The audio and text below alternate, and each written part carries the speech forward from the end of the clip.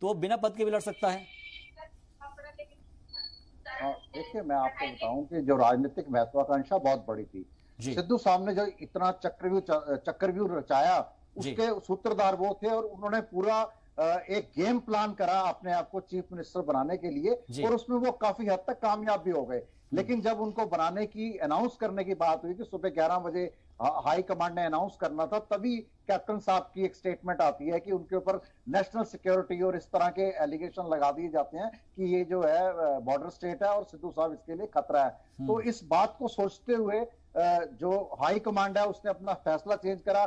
कभी अंबिका सोनी का, कभी सुनील जाखड़ का, कभी रंधावा साहब का नाम आया। जी। मैं आपको बता दूं कि जब हमारे पार्टी के अध्यक्ष सुखबीर सिंह बादल जी ने ये अनाउंस करा था कि हमारी पार्टी में जो डिप्टी सीएम होगा वो दलित नेता होगा, उसके बाद सभी पार्टी के अंदर एक होड़ लग गई कि हम दलित को आगे करें, ये काउंटर करने की बात है। लेकिन हमारे अध्यक्ष की सोच थी, एक विजन था कि हर व्यक्ति का रिप्रेजेंटेशन होना चाहिए, हर वर्ग का रिप्रेजेंटेशन होना चाहिए।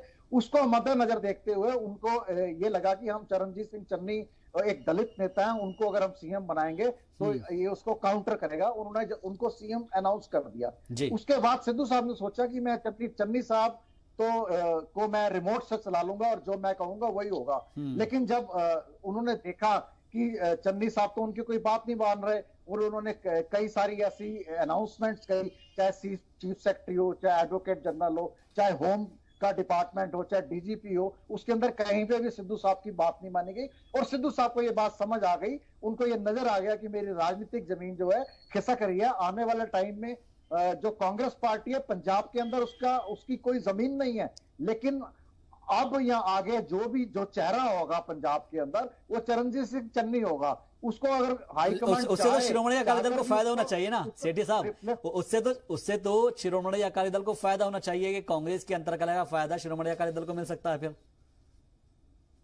देखिए, मैं आपको बताऊं कि कुछ चीजें राजनीतिक फायदे से परे होती हैं। जब एक तमाशा होता है इस तरह का, तो उससे क्या होता है कि जो हमारी जनता है उनके अंदर जो पॉलिटिशियन और पॉलिटिक्स की जो है इमेज बड़ी डाउन होती है। और इस बात की हम सबको चिंता करनी चाहिए, सबकी कलेक्टिव जिम्मेवारी है कि इस तरह का संदेश ना जाए। आजकल का यूथ जो है वो पॉलिटिशियन को अच्छी नजर से नहीं देखता। तो सबकी ये जिम्मेवारी है कि हम अपनी इमेज का, अपने किरदार का ख्याल रखें। जब इस तरह की अंतःकलह होती है तो उससे सिद्धू साहब की हो, चाहे कैप्टन साहब की हो, चाहे कांग्रेस पार्टी, ठीक है, यानी कि एक राजनीतिक सोचता बनाए रखनी चाहिए। मैं आपके पास फिर से